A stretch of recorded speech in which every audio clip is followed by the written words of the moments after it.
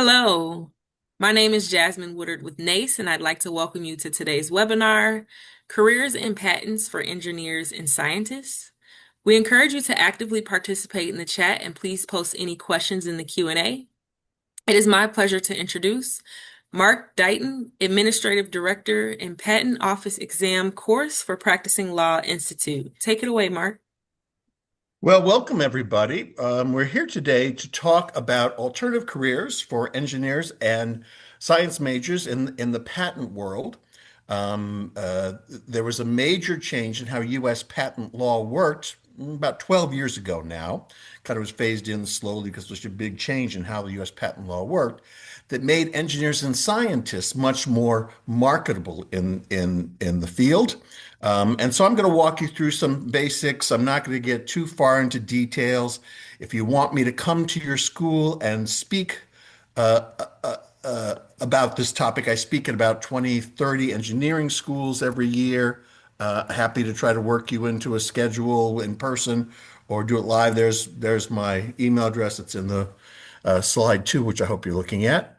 Um, uh, just drop me a line and I'll either work out a Zoom talk or come speak to your students. It's never a big group. I know that this isn't for everybody. Part of my job is to kind of go out and sort of figure out who this is right for. And it's usually a minority, but there are jobs for those people and jobs that will make them very happy.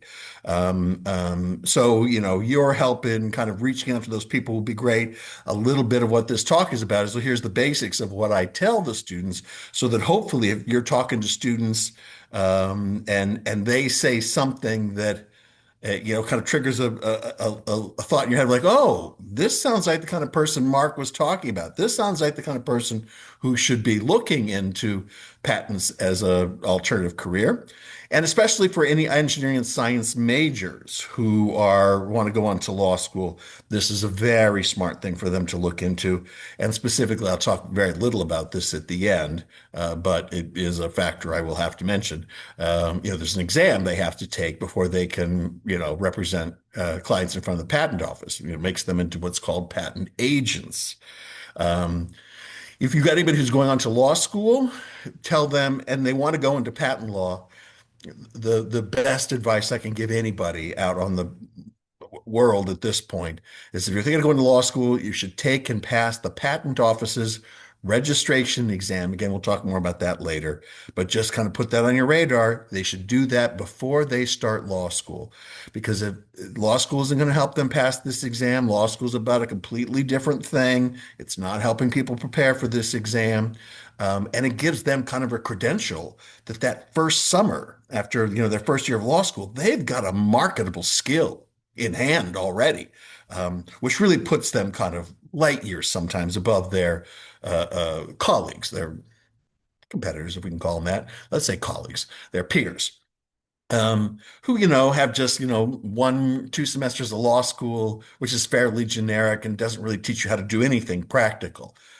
The folks who've taken and passed this exam can do something practical. And law is a profession, but it's also a business. And so employers looking for law students to hire for those over really love those people who pass the exam, if that's the kind of work they do. So let's go on to the next slide. Oops, what? Too fast in the fingers.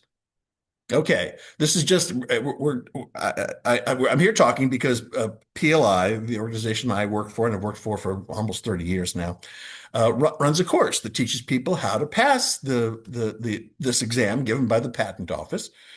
You'll sometimes loosely hear it called the patent bar exam.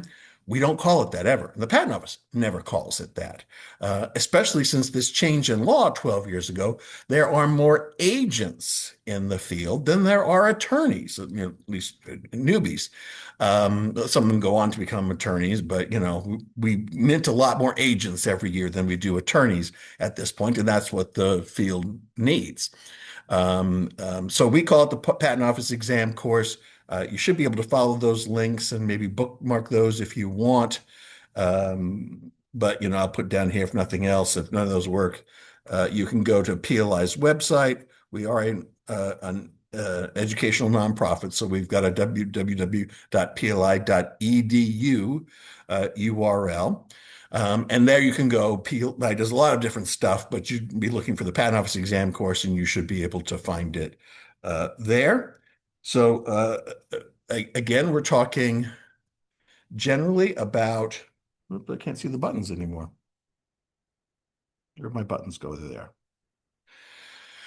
We're really talking about people with technical degrees, engineering, hard science, generally. Those people have really interesting opportunities to work with clients to help them get patents on whatever inventions or innovations they've come up with. Specifically, I'm sorry, I'm just so fast with my fingers today. Specifically, anybody with pretty much any kind of engineering degree is eligible to go into this. Most computer science degrees, I hesitate to say most, probably all computer science degrees. There's two different ways. One's easier for some computer science people. If they've got a BS, it's very easy to be admitted to take the exam. If it's a BA in computer science, it's a little more difficult, but still most of the people qualify. They'll just have to send in a lot more paperwork. And anybody with hard science degrees, so that's chemistry, biology, physics, and anything related to that. Um, uh, Environmental science usually works. Information science usually works. But it can be, you have to go through the more steps to qualify that way. But yes, most of them still will qualify. But it's not for everybody, as I said. I mean, the nice thing about this is that, when I come and talk at the engineering schools, I'm not trying to talk everybody into doing this because frankly, there are enough jobs if everybody wanted to do it. But I know if I'm talking to a group of, it depends on, the school and the day, I guess, and the time of year. I'll talk to anywhere from 10 engineering students to, up to 80. I think I had 80 at Ohio State recently. Um, but if I can find just three, four, five people in the room who say, oh, that sounds like right for me, that's all we're looking for. And everybody's happy.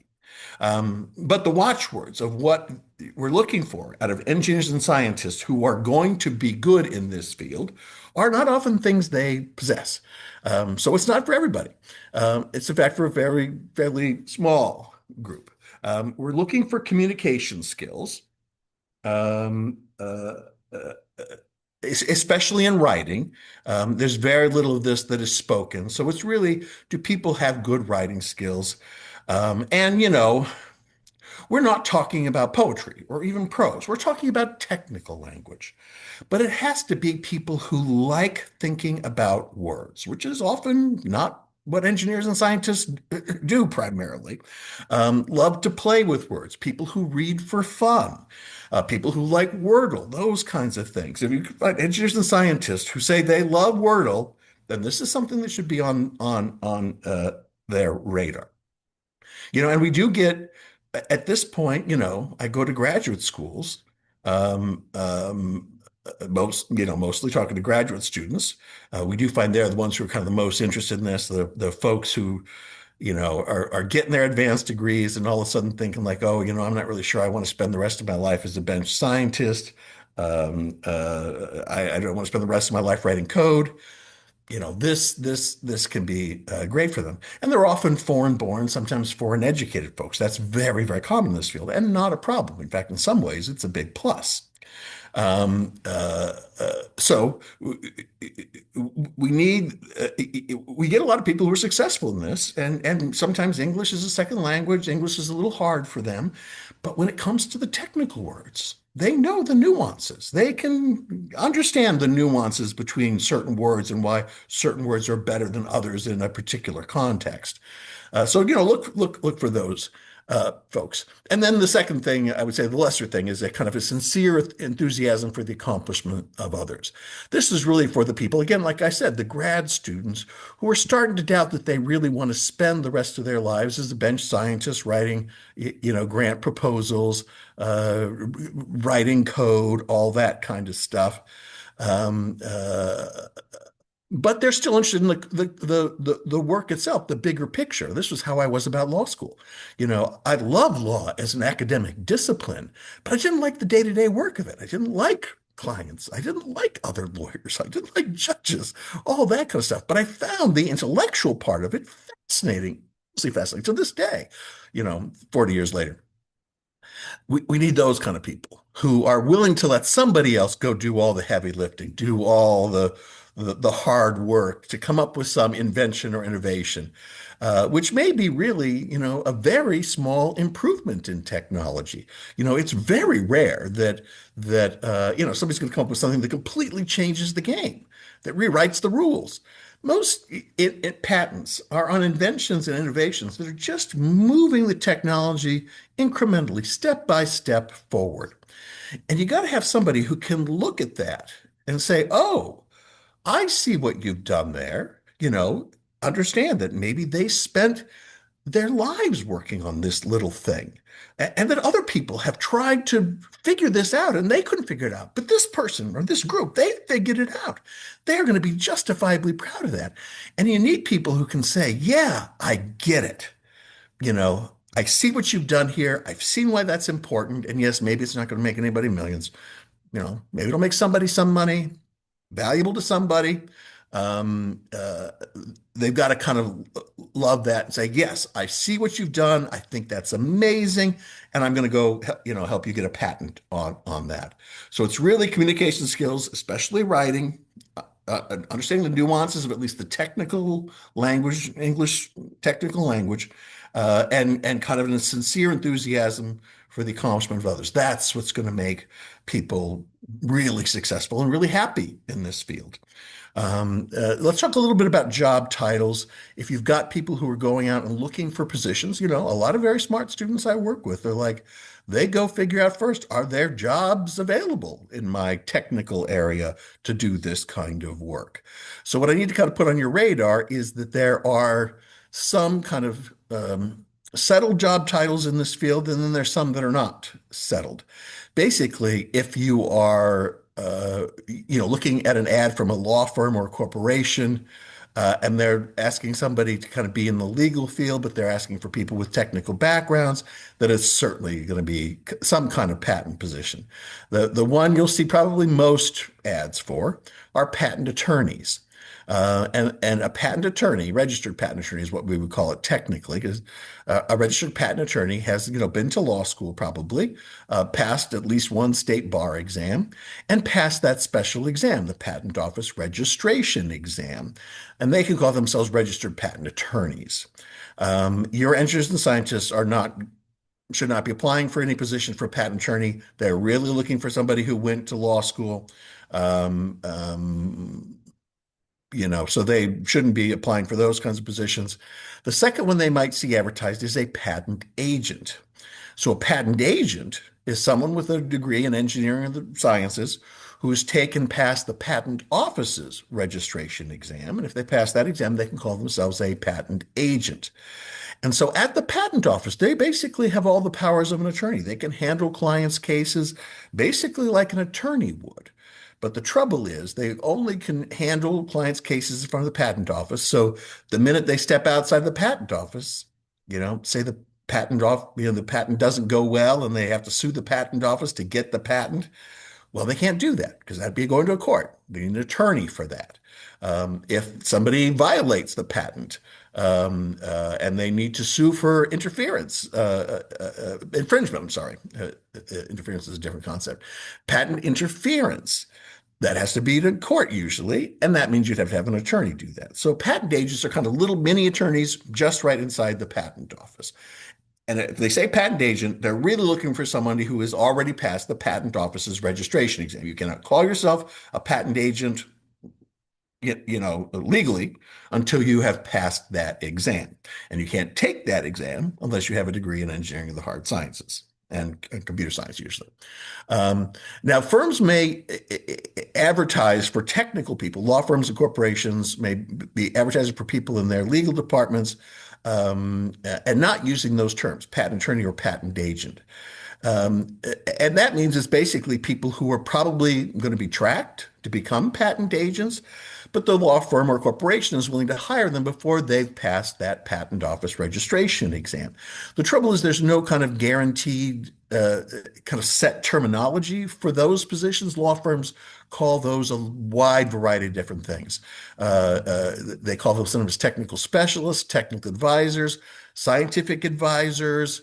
What lately a lot of firms have been doing, trying to kind of, I think, improve the importance, the visibility of the position, have taken to calling those people patent engineers and patent scientists, which the patent agents and patent attorneys hate because it sounds like they've passed that exam, that very difficult exam given by the patent office, the registration exam, and they haven't.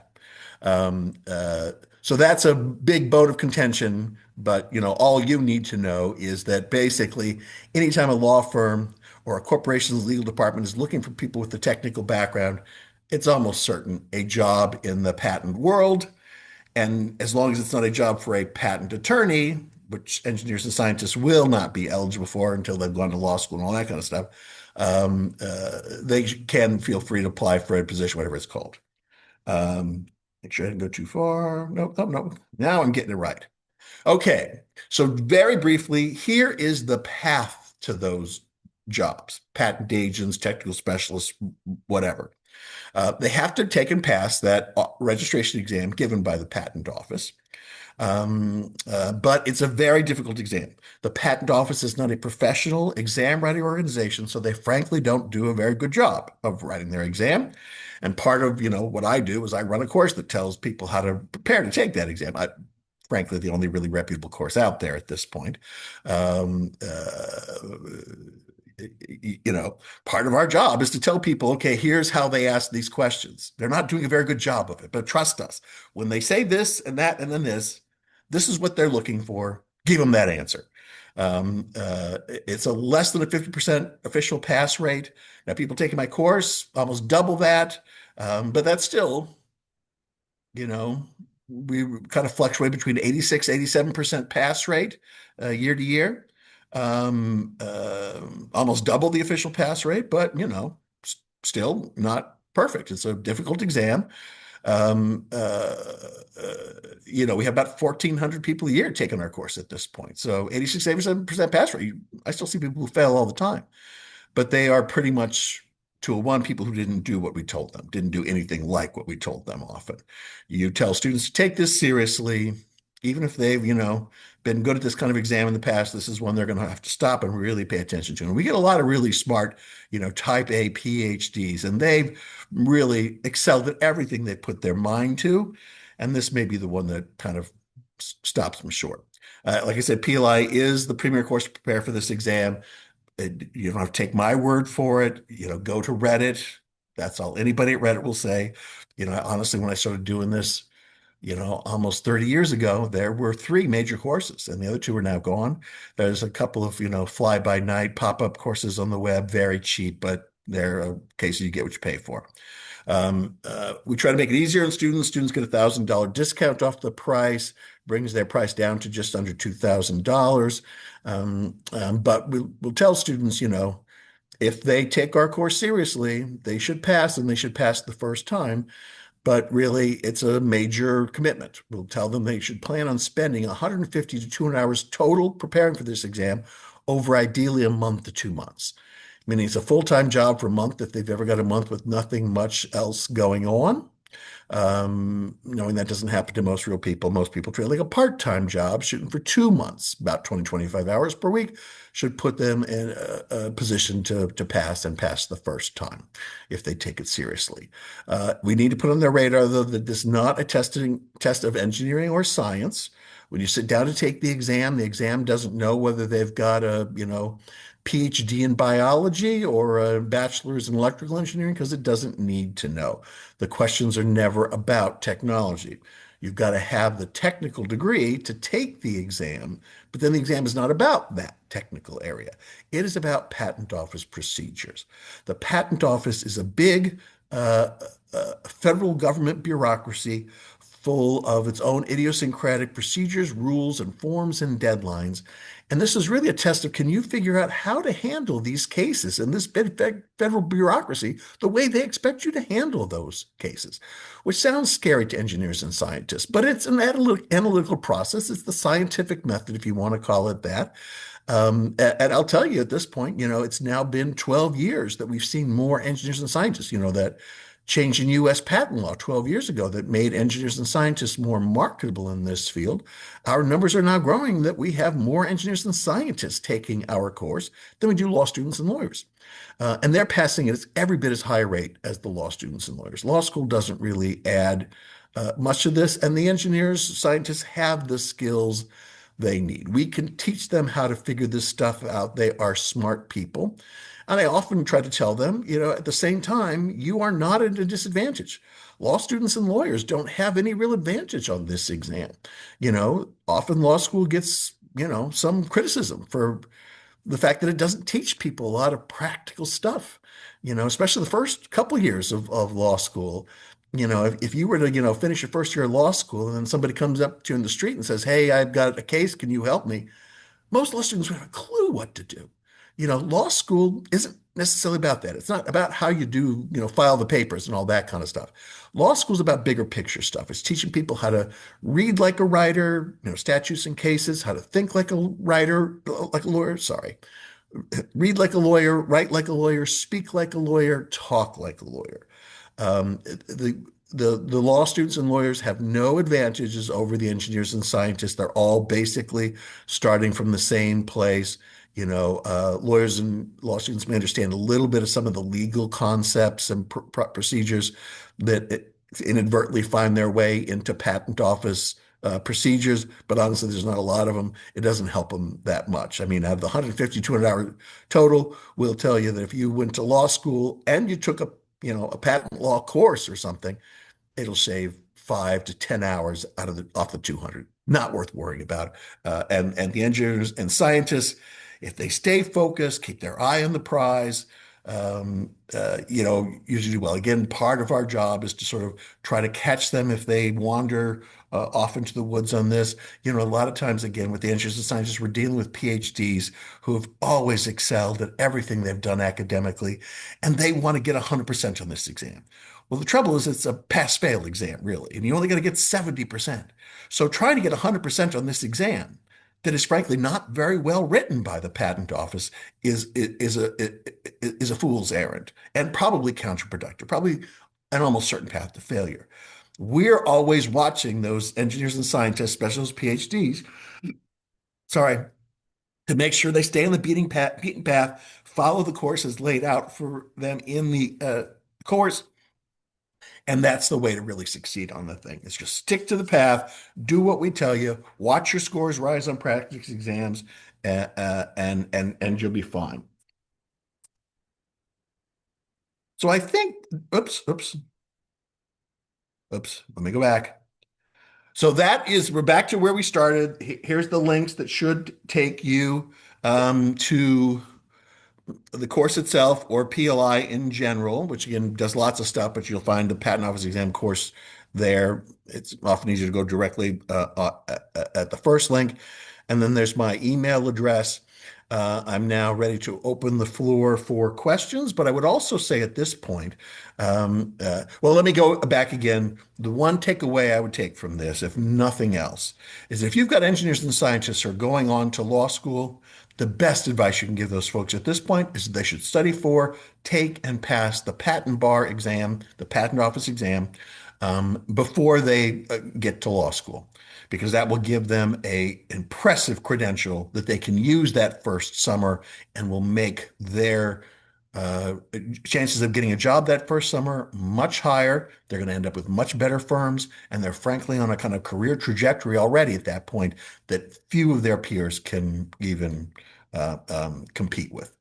So if you'd like, I do a quarterly email newsletter about the exam for engineers and scientists. So you can go ahead and Sign up for that if you'd like. If you want to just put your email address in the chat, I'm going to copy the chat later, and I can sign you up for my engineer's email newsletter. Again, 3, 4 times a year at most. I'm not going to bug you with this. I know this is, for a pretty small group. And if you'd really like me to come speak at your college, feel free to kind of, put that in the chat too. Actually, come to think of it, sorry, I see everybody signing up. I love it. Thank you. I guess in most cases, I need your first and last name and your email address, but it looks like I'm going to get that out of the system. Um, and then if you want the email newsletter and for me to come speak to your students, feel free to kind of put that in. If you've got a Gmail address, I'll need to know what the school is, and that kind of thing. But I'm running all over the country talking at schools all the time. The engineering talks have really taken off lately.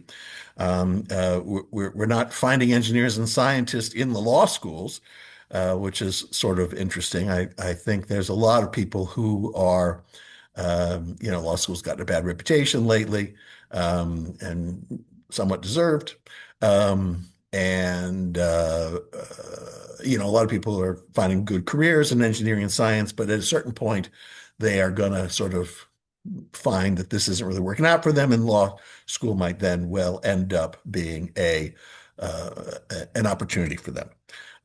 So again, just tell them, be sure to take the exam before they start law school. It will work. Is this only for current students? I'm not sure what you mean by that. No, this is if you've got graduates, in engineering and science who are for whom this would be appropriate. No, we get a lot of people who've been out in industry for a while. That's a plus.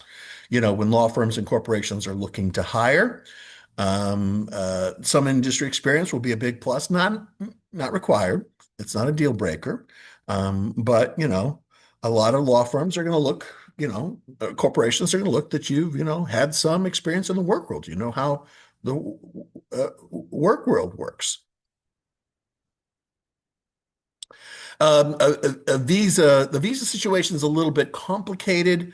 What the Patent Office has told us traditionally is that you have to have a work visa. A student visa is not good enough, or a green card or citizenship.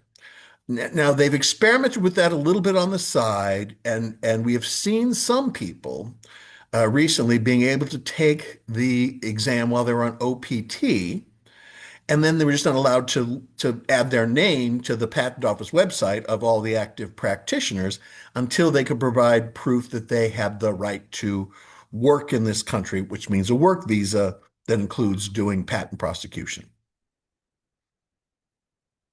You mentioned a number of programs earlier. Would information science students be a good fit for this path? They're going to have a little bit of a harder time. Where the action right now is in software. And so if they have real serious experience writing software, not using software, we're not looking for people with Microsoft super user certificates or that kind of thing. If they have real experience writing software, debugging software, that kind of stuff, then yes, some firms are going to find that interesting. Not all firms, that's kind of a specialized field. But one of the things I will do is I work with students all the time and help them figure out, what unique value proposition they offer and how to figure out what law firms and corporations would appreciate that particular sort of value added that they bring to the table. Okay, let me kind of go back and see if there's any other questions. Instead of me going back, if there's any questions that I haven't answered, I wasn't watching the chat, I must admit, as I got on my little talk. So if there's any questions that I haven't answered already that you're still looking for answers to, why don't you add them back to the chat, and that way I won't have to scroll back through all the people who want to sign up for the email newsletter. Aside from litigation, are there other benefits for engineers who interested in patent work to go to law school? Interesting question. It's a subtle question.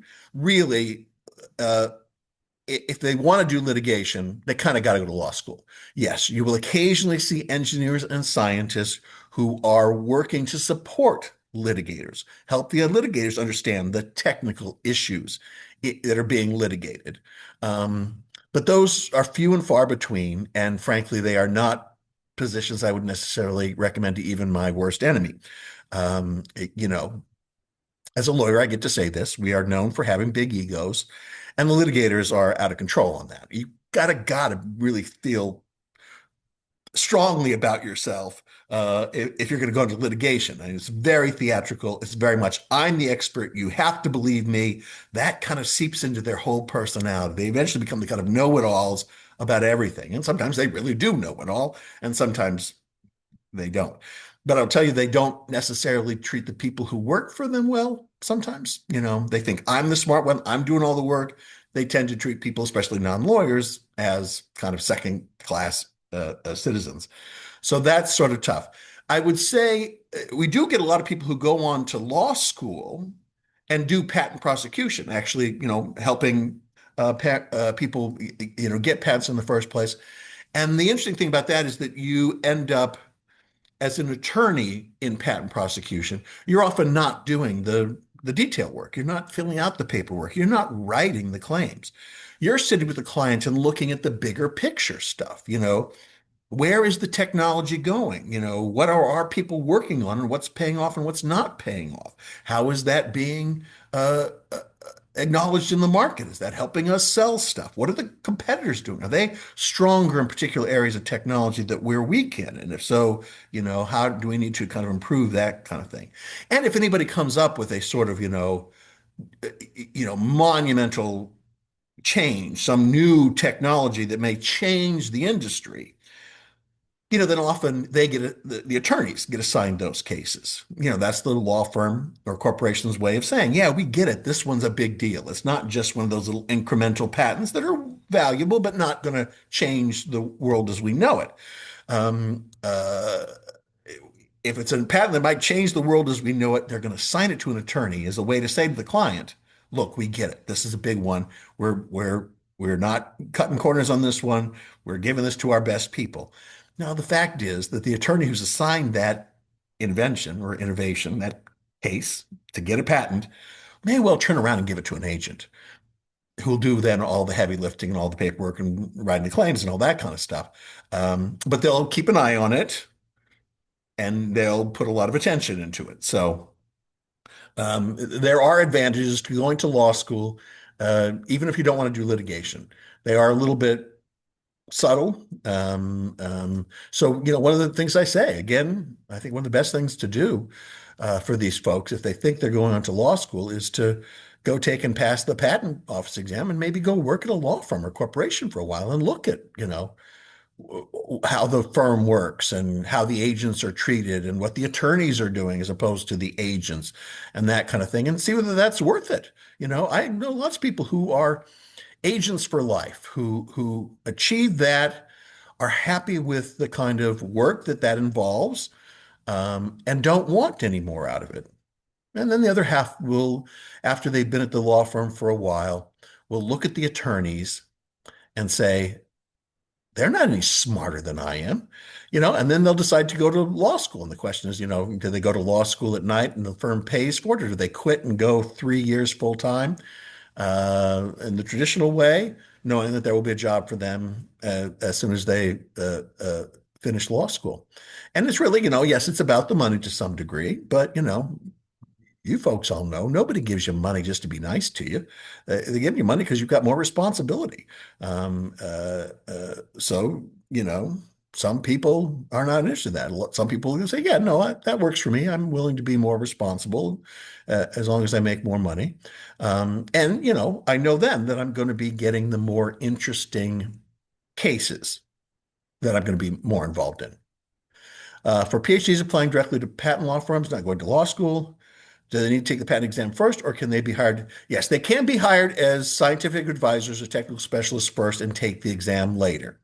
But the trouble is, it's really kind of getting out there. The word is getting out there. When I go talk to the engineering schools, um, you know, it's so funny as a lawyer, especially. Um, uh, I go there to talk about being patent agent and the exam and what the work's like and all that kind of stuff. And there's invariably somebody in the room who's seeing this as a stepping stone to law school. wisely. And they start asking about, well, what about getting into law school? Somewhere kind of too early in the process. That Forget all this other stuff. They've done all the research on that. How does this get me into law school? I'm like, okay, wait a minute. I'll talk about that later. Don't want to muddy the waters. We're going to talk about being an agent and what that work is like and how to pass the exam. And then I'll talk about law school later. Mostly because when the law school comes up, half of the engineers, scientists in the room will lean in. That's what they were there for in the first place. The other half recoil in horror. Law school is the last thing they want to do. So usually I kind of take a little break. I say, okay, now here's all the stuff about being an agent, and here's the work, and here's the exam. And okay, now I'll talk about law school. If you don't think law school is in your future, feel free to go at this point. And then when that half of the group leaves, once they're gone, I said, people in the room, if those people go on to become agents, half of them are going to go to law school later, whether they thought they wanted to or not, because they're going to see that that's where the interesting work is, that's where the money is, that's where the responsibility is, all that kind of stuff. So yeah, especially for PhDs, should have no trouble finding jobs in patent law firms without going to law school, and then later we'll decide whether they're going to go to law school. Is it possible to do this on a part-time basis? Honestly, no. In very few cases. The one thing that you might see at the university is people working in the tech transfer office. I hope you know your technology transfer office. If you're handling engineering and science students, that should hopefully be kind of on your radar anyway, a little bit at least. Especially if it's your big research school, you probably know your tech transfer office pretty well. That's the only time we see people doing this part-time, and that's a great opportunity. If you've got somebody who's interested in this and they are getting a degree in something that the university does a lot of research in that area, they should be talking to their tech transfer office. And if you want, send them to me and I can tell them how to, if you don't know how, I can tell them how to find who they should talk to in their tech transfer office. Um, uh, that's one of the very few cases where we see people working part-time in this field, kind of as work study students. Other than that, no, really the way the field looks at this is yes, if you take and pass the exam, the patent office registration exam, you can call yourself a patent agent. The next day, you could go out and kind of look for clients. But nobody who's got a real invention is going to trust you on that. It really takes 5 to maybe 10 years of being full-time employed in this field before you're going to be good at it, especially patent claim drafting. It's a very nuanced, very specific art. And the exam tests the basics of it. The exam will tell you how not to really screw it up right away. But as far as, how do you get the best patent out of the patent office for your client? That's something that takes years of drafting experience and working with others who draft patent claims full time. So aside from work study in a tech transfer office, there are almost no part-time positions in this field. You really kind of just got to go for it, go try it. And again, if you don't like it, go find something else to do. It'll be fine. Um, I'm a psych major, but have taken mostly hard science classes. Could I still qualify for the exam? Yes, in theory. You had to have about 2 years worth of coursework in engineering or the hard sciences. Nothing in psychology or sociology or anthropology or history or any of that's going to count. But if you've got hardcore science courses, then yes, you can take the exam. The trouble is you will not be terribly marketable in this field unless you want to go into litigation and you can get into a top-rated law school.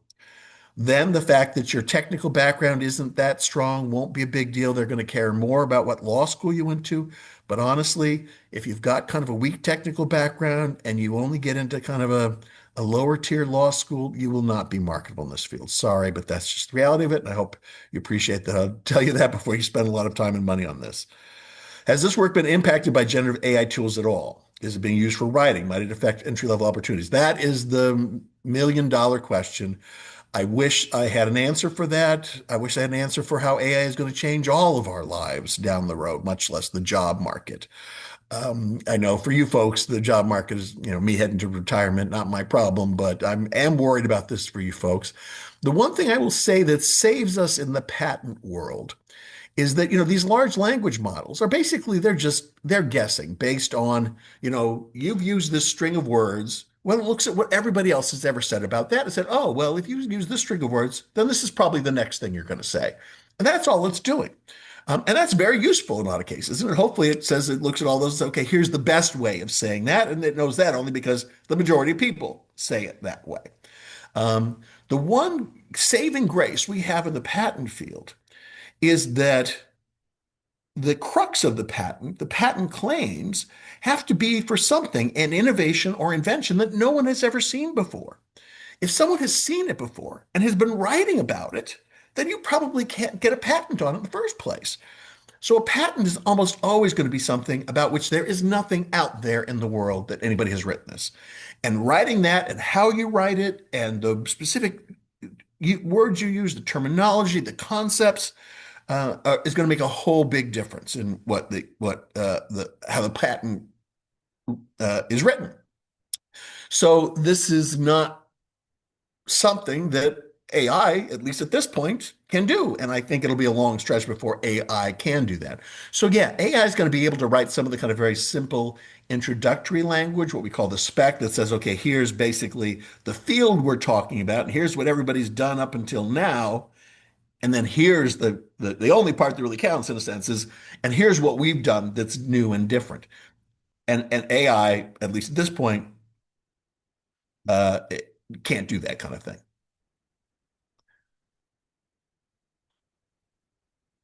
Uh, Reasonable, of course, to take the patent office exam between June. No, you cannot take the patent office exam until you have a bachelor's degree. You have to have a bachelor's degree in science or engineering pretty much before you can take the exam, or you have to have a bachelor's degree and at least that 2 years worth of coursework. Um, so we've had a couple of really ambitious people, but really the secret to passing this exam is sitting down and focusing on it. It is basically like learning a foreign language. You got to kind of immerse yourself in it. If you, if you sat down and read what's called the MPEP, the Manual of Patent Examining Procedure, which is the basis of all the questions, sometimes almost verbatim. You sat down and read that today, it would sound like a foreign language. Even if you've had some experience, it will probably always sound a little bit like a foreign language to you. The way it's written is just crazy. It's full of little sidelines and cross references and all that kind of stuff. Um, um, uh, so uh, you really need to kind of immerse yourself in this.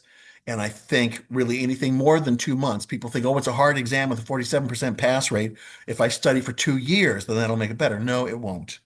You'll get burnt out. You'll get overwhelmed. By the end of your studies, you'll forget what the stuff was at the beginning, and then you have to start all over again. It becomes a vicious cycle. There's something to be said. What we see works. Again, 1,400 people a year. I've run this course for a quarter of a century, 25 years. What works is people sitting down and just immersing themselves in it for a month full time or part time for 2 months. So again, if anybody wants to sign up for the email newsletter, put your uh, email in the chat if you want me to come speak at your school. Tell me what your school is if I don't know that already. Any other questions I'm missing? We've had a lot of questions coming in. I really haven't had a chance to keep up. So if you want to add, if you asked a question earlier, um, and I didn't answer it, then you know, please go ahead and answer it again.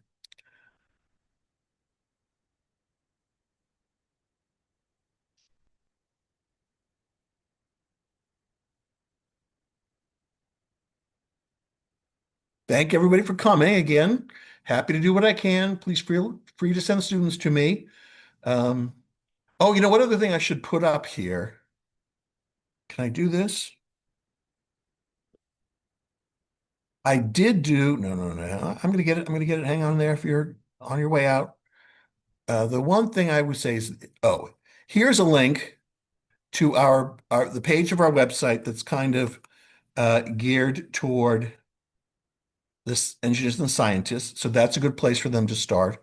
Or maybe even better is I did a playlist of videos that cover all the kind of topics I talk when I'm talking to engineering and science students about this. Um, uh, it's like 5 or 6 short kind of, if you're interested in this, here's where I talk about that. And the fat last one is law school. So for those who want to talk about law school, I've got some stuff there. And that's also, a good preview of what I talk about when I come to the schools. When I talk at the law schools, it's a very clear, path that I'm following. It's these are people who um, came to law school for this, and I just have to tell them how to do it.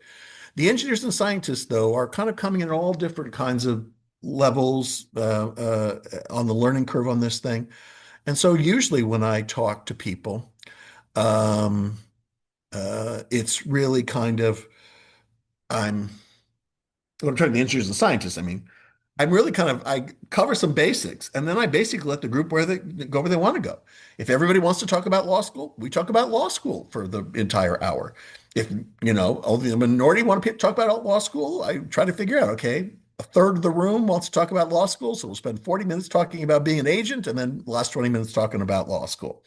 The playlist, the nice thing about that is that people can go spend as much time on every facet of this as they need, depending if they've done some research on their own, that kind of thing. Okay. Anybody else got any questions they want to add in the chat? As you can probably tell, I can talk about this topic for hours, days. I have been talking about this topic for a quarter century at this point. Oh, some folks from Binghamton. Let me know if you want me to come up to Binghamton. I was planning a trip to upstate New York for next fall. I'd stopped at Binghamton once a long time ago, way before COVID. I could go back and check. I've probably lost contact with those people. COVID, obviously really threw me for a loop there for a while. But I'm getting back on the road, trying to talk to as many people as will have me. Um, before I retire. Um, how would you suggest we improve our technical language when writing? That's a good question. The writing is a key part of it. Um, um, Partially, it's just you've got to really thinking about the nuance of words. And so talking to people and asking them, well, what about this word versus that word? Does this word imply something that the word doesn't imply? A lot of just reading on your own, reading for fun will kind of open you up to sort of new ways to learn language and to the nuances of language. I would say, one of the best things if you're going to be, obviously your research papers, your, professional papers are going to be impressive to law firms and law schools if you're just going to go to law school. But the one thing I would say that really opens their eyes is if you are writing about, especially if you're going to go into litigation, but to some degree it helps the prosecution too. If you're writing about technical stuff for a non-technical audience, that's what law firms find impressive because that's often kind of what it comes down to is you got to kind of dumb this down to a point where somebody who maybe doesn't have as the technical background you has can pick it up and go, oh, I get it. I see how this works, especially if you're doing litigation. You have to explain to a jury and a judge who almost certainly have no technical backgrounds in a very plain spoken, everyday way. Here's why this is important. Here's how this works. Here's why it's better than what other people were doing and why that's worth um, protecting.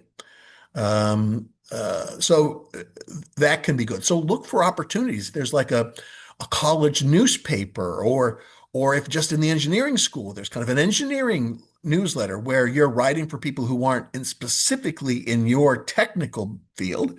So that you have to explain to them from the beginning, here's what we're talking about. Here's the jargon we're using, that kind of stuff. That can be very impressive to law firms. So look for those kinds of writing opportunities. the more writing you do, the better in any way, shape, or form. Professional papers will be great, but what really sets a lot of people apart is that having an experience writing about technical subjects for non-technical people. If you're working on something really interesting, and want there to be some press that, maybe, you write for your hometown newspaper. Here's what I'm doing in grad school, that kind of thing. I've seen people do that kind of thing. That's very helpful. Anything else? We're losing some folks. Oh, there's somebody in the Q&A. Let's make sure I didn't miss anything there. Oh, I answered that in the chat. So we're good. Anything else? I'm not in a rush to run away.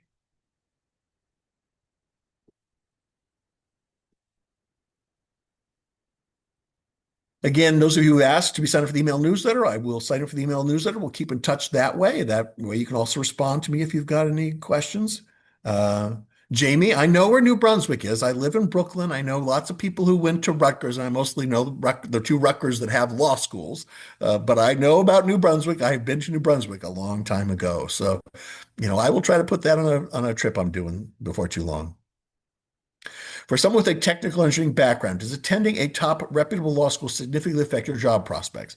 Well, all things being said and done, yes, it matters a lot more if you want to go into litigation.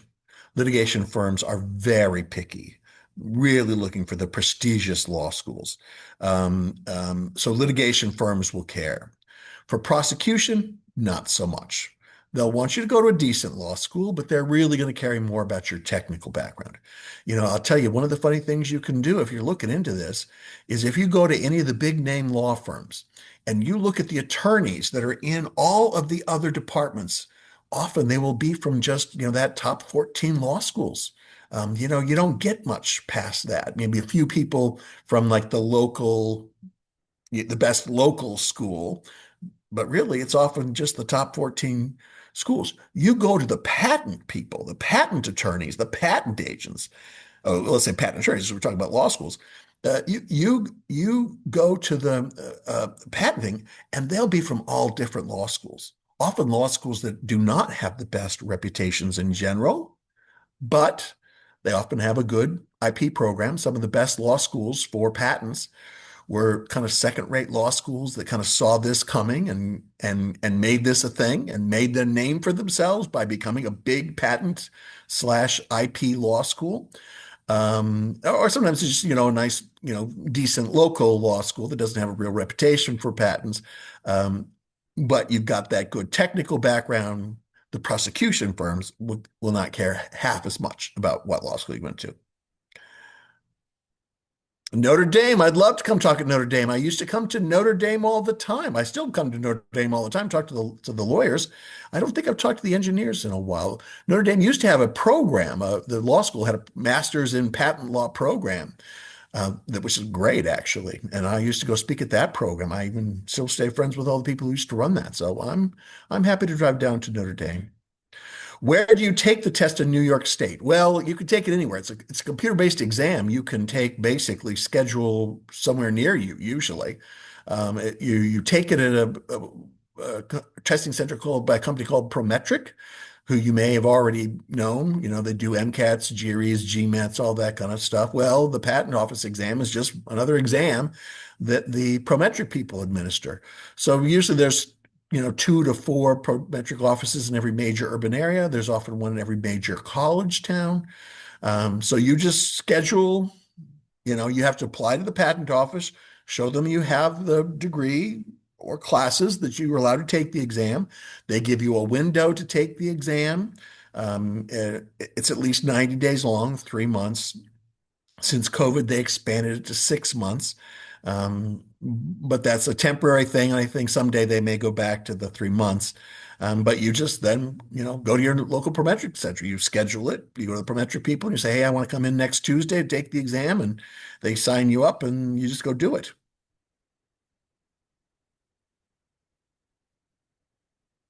Anything else? I think we're kind of running out of time. Let me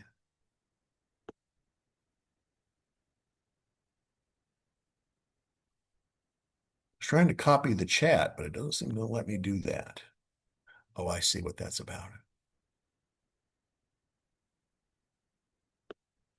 It's been a pleasure, everybody. I hope I've answered all your questions. If not, again, I'll put my email down here again. You feel free to write me. This is, kind of a slow time for me. Schools are, heading toward finals, and so nobody wants me to come talk to the students. And people are, trying to study hard, trying to pass the exam before the end of the year, so they don't want me to bother them either. This is a good time that I'll have some time to talk if anybody needs to talk about this any further. Thank you.